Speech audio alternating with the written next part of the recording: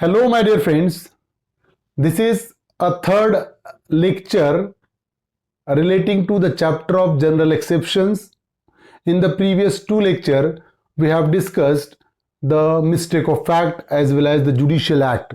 In this particular lecture, we will cover section 18 of Bharatiya Nyaya Sanhita, which deals with the concept of accident. If any accidental act is there, that act may be excused. It will come under the category of general exception, and the person who act accidentally will not be held liable for his offense or for his act. तो section 18 BNS का, भारतीय न्याय संहिता का, आज के इस lecture में हम कवर करने वाले हैं, जो जनरल एक्सेप्शन में एक्सीडेंट से रिलेटेड है। तो आगे बढ़ने से पहले अगर अभी तक आपने मेरे चैनल को सब्सक्राइब नहीं किया है तो सब्सक्राइब कर लीजिएगा और बेल नोटिफिकेशन को प्रेस करिएगा, ताकि जब कभी भी मैं नया वीडियो अपलोड करूं तो उसका नोटिफिकेशन आप तक पहुंचे। तो चलिए सेक्शन 18 को हम स्टार्ट करते हैं, जो जनरल एक्सेप्शन का पार्ट एंड पार्सल है। Section 18, the title of section 18 is that accident in doing a lawful act. If the person is doing a lawful act and in doing that particular lawful act, if any accidental act is there, he will not be liable for that particular act. Section 18, accident in doing a lawful act. Section 18 speaks about that nothing is an offense which is done by accident or misfortune. So nothing is an offense which is done by accident or misfortune and without any criminal intention. So if the person does any act with an accident, without any kind of criminal intention, without any kind of criminal knowledge, and in doing of a lawful act, he is doing a lawful act, and accidentally, without any kind of criminal intention, if he does any act, that act will not come under the category of offense. So he is doing a lawful act. His act is lawful one. He is doing that act in a lawful manner without any kind of criminal intention. But by accident, if someone sustain any kind of injury, so the person will not be held liable for any offense. तो अगर मैं कोई act lawful manner में कर रहा हूं, lawful means use करके कर रहा हूं, प्रॉपर केयर और कॉशन के साथ काम कर रहा हूं, और मेरा कोई क्रिमिनल इंटेंशन नहीं है, लेकिन मेरा एक्ट करते हुए अगर किसी को कोई नुकसान पहुंचता है या किसी को कोई इंजुरी होती है, एक्सीडेंटल इंजुरी या मिसफॉर्चून से, दुर्भाग्यपूर्ण अगर बदकिस्मती से किसी को इंजुरी हो जाती है, तो उस सिचुएशन में मैं उस इंजुरी के लिए लायबल नहीं रहूंगा, क्योंकि जो मेरा एक्ट था वो लॉफुल एक्ट था। मैंने ऑलरेडी जितना केयर लेना चाहिए था, केयरफुल मैनर में मैंने एक्ट किया, मेरा कोई क्रिमिनल इंटेंशन नहीं था किसी को हार्म पहुंचाने का, बट एक्सीडेंटल किसी पर्सन को हार्म पहुंचता है तो उस एक्ट के लिए मैं लायबल नहीं रहूंगा। सेक्शन 18 का मुझे प्रोटेक्शन मिलेगा। देखिए, A is at work with hatchet. A is at work with hatchet, उसके पास एक कुल्हाड़ी थी, ए काम कर रहा था उस कुल्हाड़ी से। The head flies of and kills a man who is standing bye. तो जो कुल्हाड़ी का जो हेड होता है, वो जब वो कुल्हाड़ी से काम कर रहा था, वो हेड अचानक से उड़ गया, निकल गया उस लकड़ी से, और वो एक पर्सन को जाकर लगा जो वहां पर नजदीक ठहरा हुआ था, और उसकी डेथ हो गई। Here, if there was no want of proper caution on the part of A, his act is excusable and not an offense. तो वो तो बेचारा कुल्हाड़ी से लकड़ियां तोड़ रहा था, इसी इसमें क्या हुआ, एक्सीडेंटली वो जो कुल्हाड़ी का हेड है वो उड़कर पर्सन को लगा और उसकी डेथ हो गई।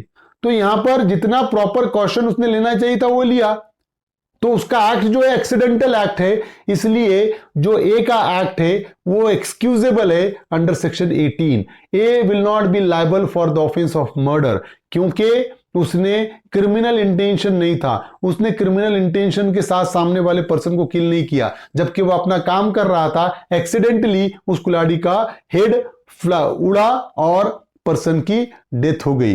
The inspector however released him.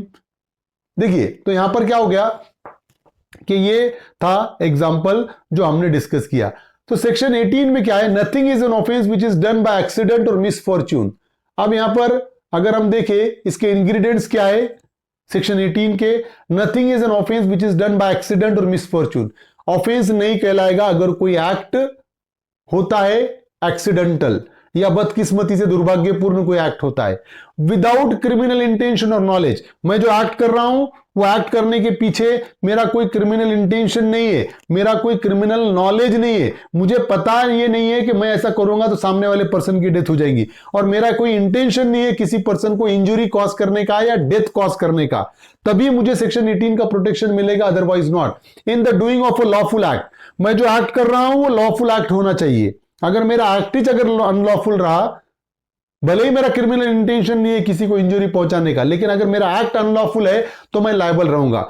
मैं लॉफुल एक्ट कर रहा हूं, मेरा इंटेंशन किसी को इंजरी पहुंचाने का या किसी को जान से मारने का नहीं है, तभी मुझे प्रोटेक्शन मिलेगा सेक्शन 18 का। By lawful manner, by lawful manner, मेरा एक्ट लॉफुल एक्ट है, मैं जो एक्ट लॉफुल एक्ट कर रहा हूं वो लॉफुल मैनर में कर रहा हूं, जो मैनर में जिस तरीके से मैं एक्ट कर रहा हूं वो भी लॉफुल मैनर है, ठीक है। बाय लॉफुल मीन्स, और जिस मीन्स से मैं वो काम कर रहा हूं वो भी लॉफुल है, तरीका भी लॉफुल, जो चीजें मैं यूज कर रहा हूं वो एक्ट करने में वो चीजें भी लॉफुल, मेरा एक्ट भी लॉफुल एक्ट है with proper care and caution. मैं एक्ट जो कर रहा हूं नेग्लिजेंटली नहीं कर रहा हूं, प्रॉपर केयर एंड कॉशन के साथ कर रहा हूं। मेरा जो एक्ट है वो लॉफुल है, लॉफुल मैनर में कर रहा हूं, लॉफुल मींस यूज करके कर रहा हूं, प्रॉपर केयर एंड कॉशन के साथ कर रहा हूं, और मेरा कोई क्रिमिनल इंटेंशन नहीं है। इस सिचुएशन में मेरे एक्ट से अगर किसी पर्सन को कोई इंजरी होती है एक्सीडेंटल, तो मुझे प्रोटेक्शन मिलेगा सेक्शन 18 का, मेरा एक्ट ऑफेंस में नहीं आएगा, जनरल एक्सेप्शन में आएगा। देखिए इलस्ट्रेशन है, A and B go hunting, A और बी शिकार के लिए गए, हंटिंग के लिए गए, they take up certain position and lie in wait for the game. वो क्या हुआ, हंटिंग के लिए गए और दोनों एक पोजीशन लेकर लेट गए ताकि वो शिकार कर सके, ठीक है।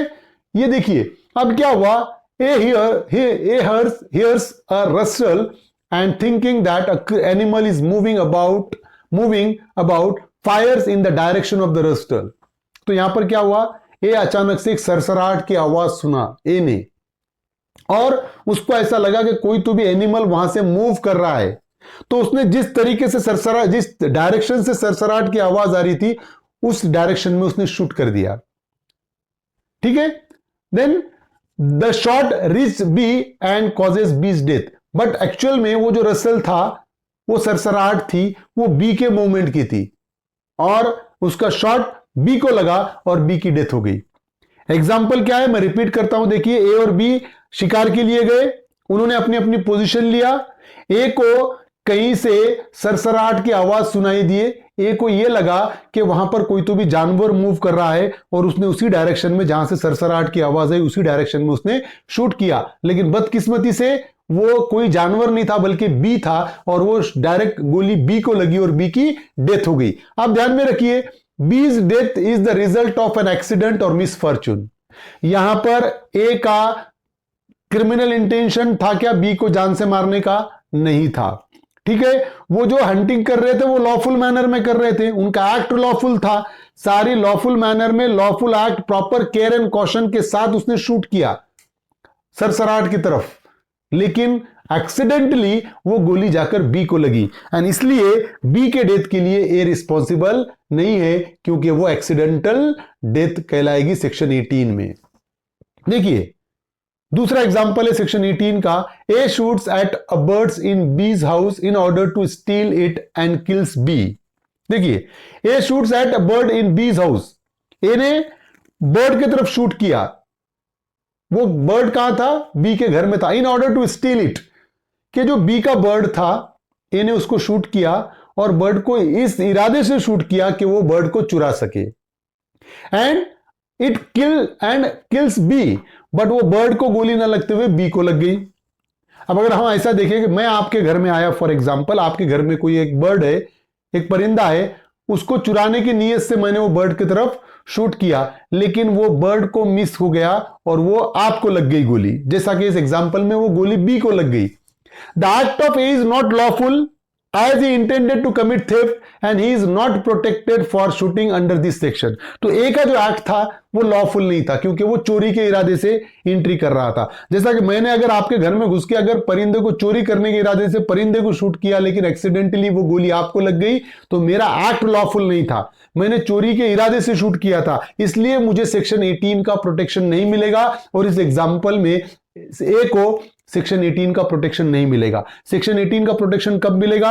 अगर कोई पर्सन लॉफुल एक्ट करते हुए, लॉफुल मैनर में करते हुए, with proper care and caution अगर वो एक्ट कर रहा है और एक्सीडेंटली किसी को इंजरी पहुंचाता है, तब सेक्शन 18 का प्रोटेक्शन मिलेगा, अदरवाइज प्रोटेक्शन नहीं मिलेगा।